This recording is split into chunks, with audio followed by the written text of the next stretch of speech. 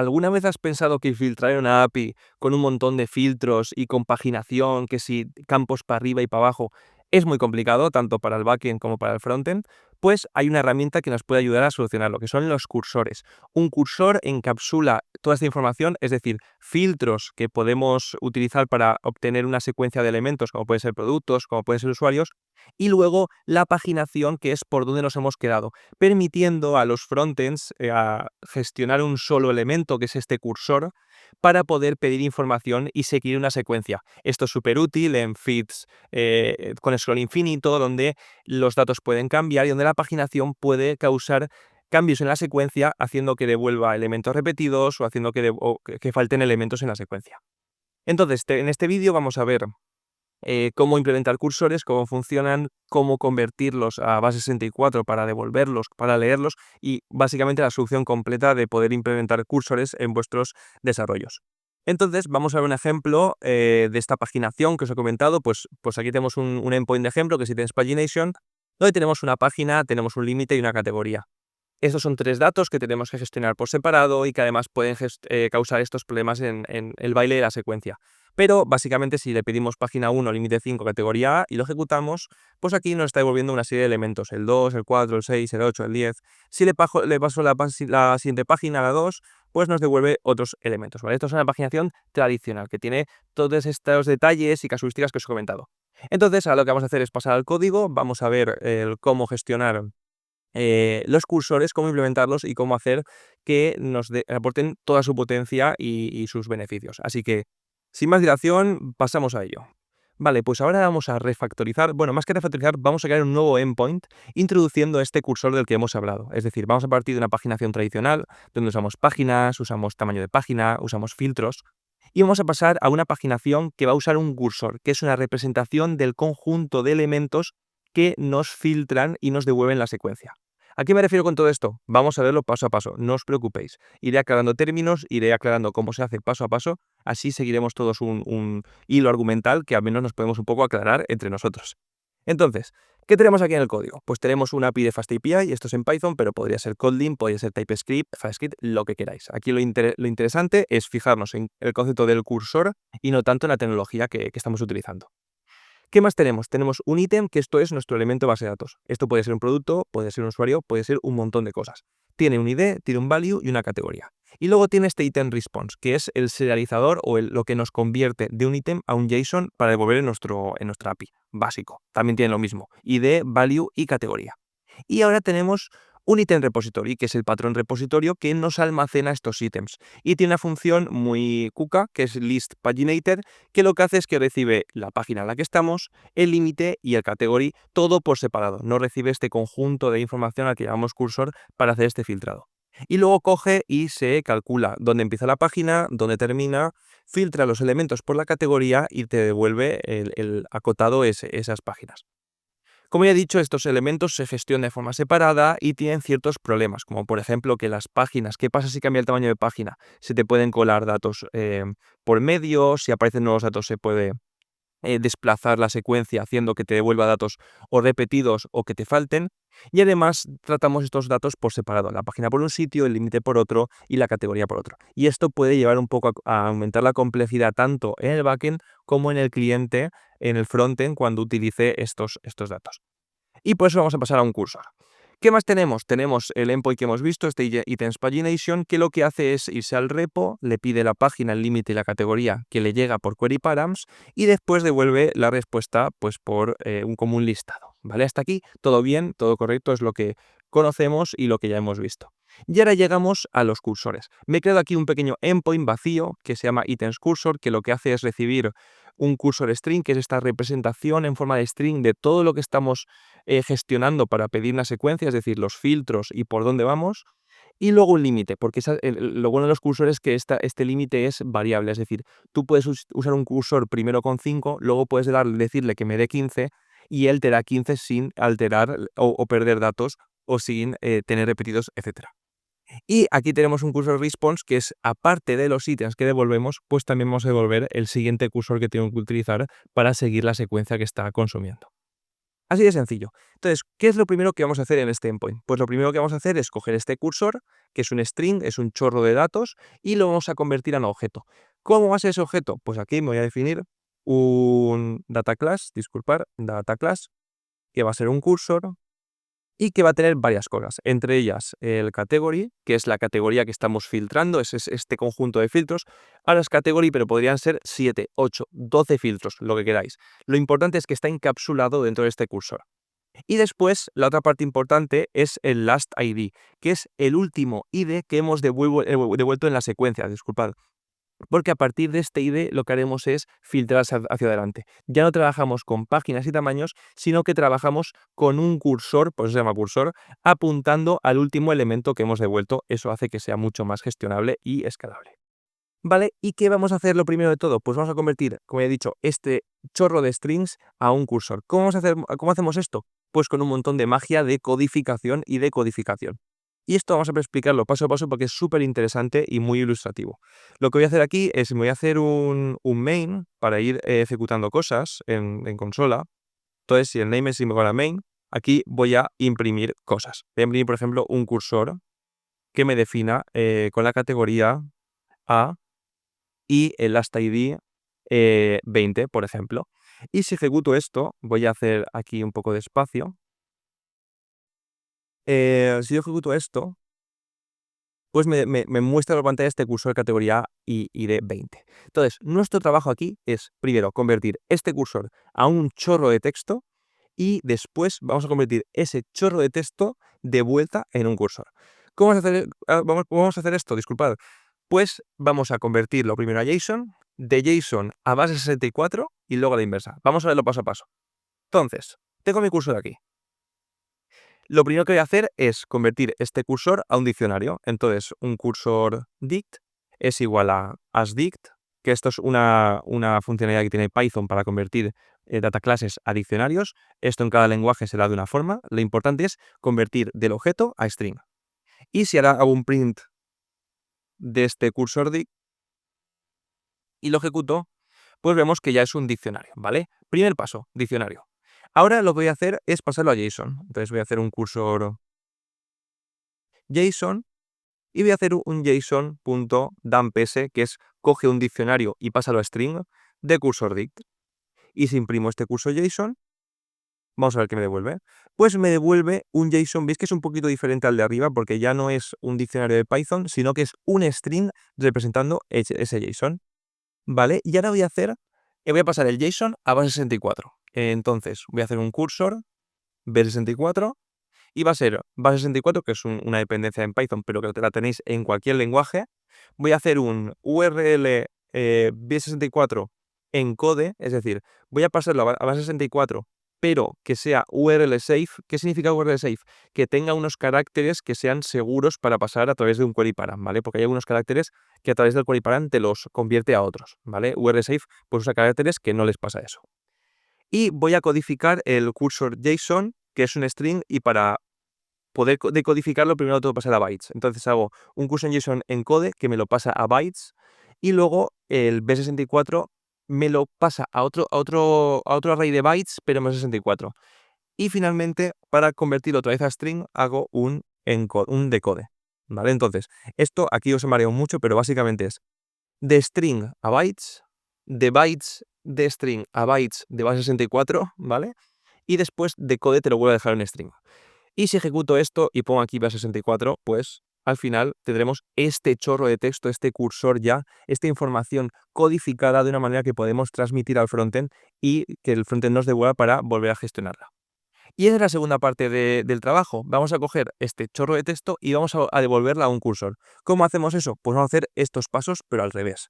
Entonces, voy a hacer un cursor JSON que va a ser un base64.urlsafe. En este caso, en vez de encode, vamos a hacer un decode. Y aquí voy a pasarle el chorro de texto que tenía aquí. Y lo mismo, voy a hacer un encode aquí para codificarlo y un decode aquí para pasarlo otra vez a string. Y voy a imprimir aquí el cursor JSON. Entonces ejecuto esto, vemos que me lo ha convertido al chorro de texto y después me lo ha devuelto a un JSON. ¿Cuál es el siguiente paso? Pues pasarlo de JSON a un diccionario. Entonces hago un cursor dicta aquí, que va a ser un JSON.loads, en vez de dumps, lo que estamos haciendo es cargar de ese string, al que le paso un cursor JSON, y si ahora imprimimos el cursor dict, pues tenemos ya el diccionario. Veis que es diferente al de antes porque ya no es un texto con un JSON, sino que es un diccionario de Python.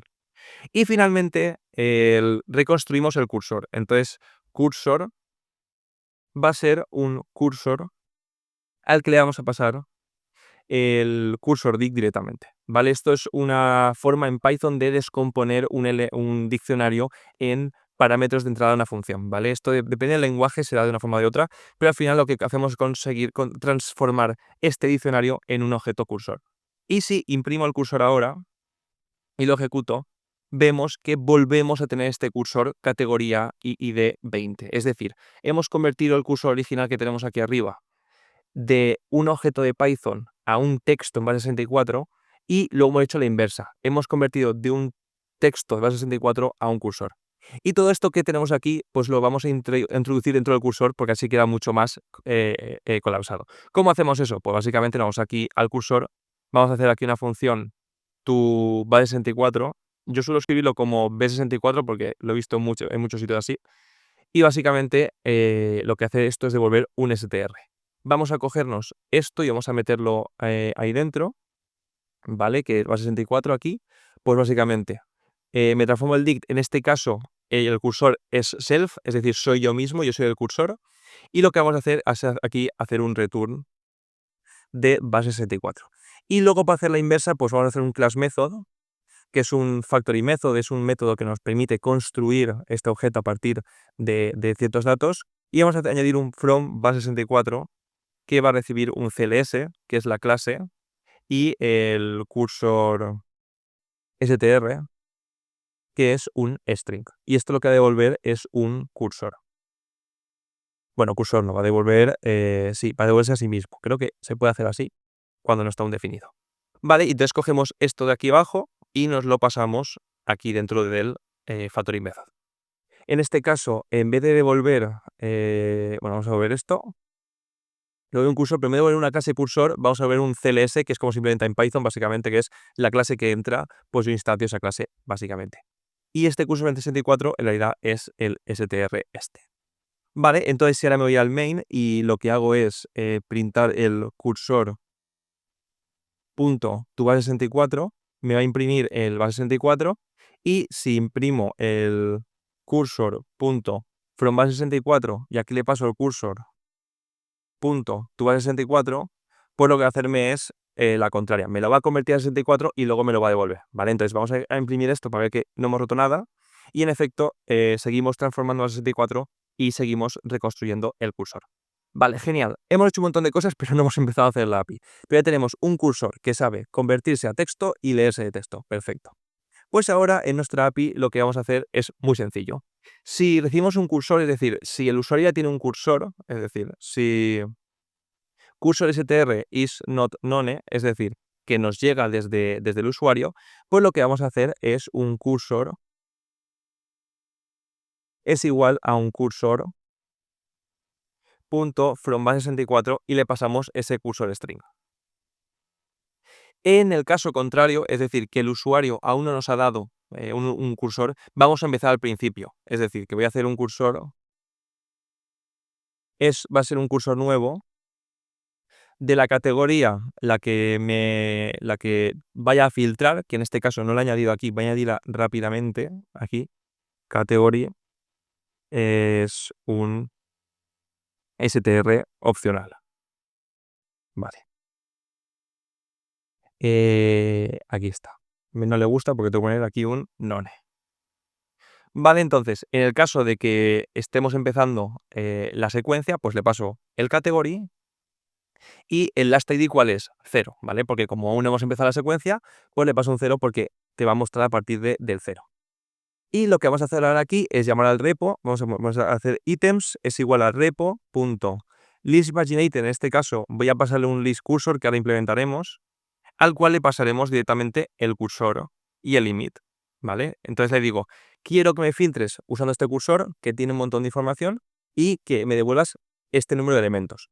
Y estos ítems ahora los pasaré aquí dentro. ¿Vale? Ahora veremos cómo se implementa el list cursor, pero básicamente le pasamos la información necesaria para poder filtrar. ¿Y después qué tenemos que hacer? Pues tenemos que calcular el siguiente cursor. Entonces, next cursor, ¿cómo será? Pues será un nuevo cursor que tiene la categoría, entonces cursor.category, y el last ID va a ser el ID del último elemento. Entonces hago items de -1, que es el último, punto ID. Entonces el siguiente cursor va a ser un cursor que apunta a la misma categoría o mismo conjunto de filtrado, es decir, que ahí podremos tener un montón de filtros, y que va a continuar a partir del último elemento. Por eso digo que el límite aquí en los cursores es dinámico, porque tú puedes devolver un cursor apuntando al último elemento y después pedir 10, que 20, que 30, porque el cursor siempre va a apuntar al último elemento que hemos devuelto. Y este nextCursor lo que vamos a devolverlo es aquí, pero como string. Entonces nextCursor.toBase64. Vale, entonces, vamos a implementar este listCursor del repo para ver cómo filtrar y después vamos a probar el endpoint. Vamos al repositorio que está aquí arriba y voy a hacer algo muy parecido al list paginated. Voy a copiármelo ya que estoy y voy a hacer aquí un list cursor que en vez de recibir un page, un limit y un category, lo que hace es recibir un cursor que va a ser de tipo cursor y un limit que va a ser int. Esto me falla porque lo tengo muy abajo, entonces voy a subírmelo para arriba. Esto normalmente tendríais que tener varios archivos, una buena arquitectura, algo que se entienda, ¿vale? No todo aquí en archivo, pero yo lo pongo aquí porque es más fácil de enseñar en un vídeo. Voy a ocultar esto. Vale, entonces, list cursor, lo que dice es un cursor tal. Entonces, en este caso, el thing for category va a recibir, la category la va a sacar del cursor, punto, category, y lo que voy aquí a pedir es el límite.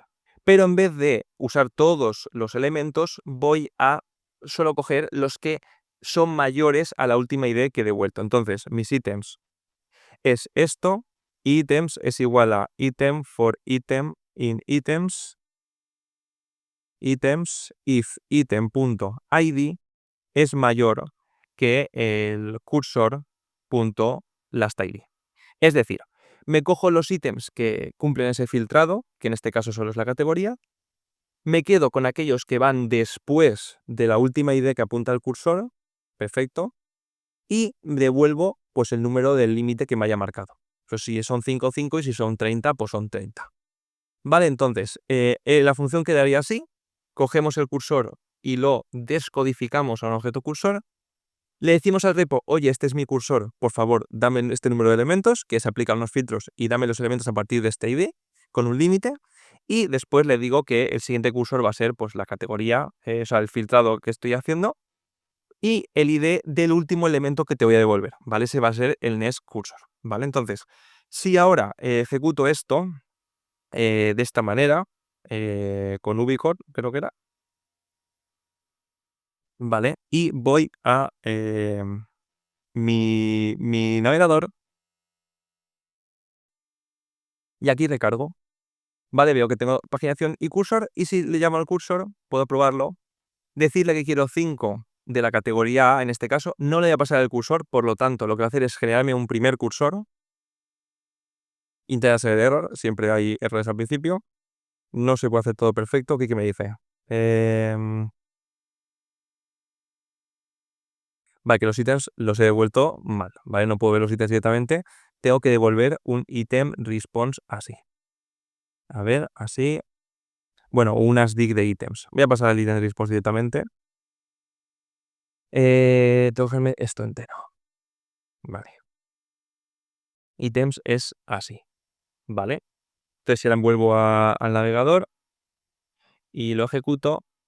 Ahora sí que me devuelve los elementos. Es decir, me devuelve el 2, el 4, el 6, el 8 y el 10 y un cursor. Fijaos que me devuelve hasta el 10, ¿vale? Entonces ahora cojo este cursor que lo que hace... Bueno, dejo en una página de 3, mejor, que así son más cortitas. Vale, el 2, el 4, el 6 y un cursor. Entonces ahora lo bueno es que este cursor que contiene de forma codificada varias información.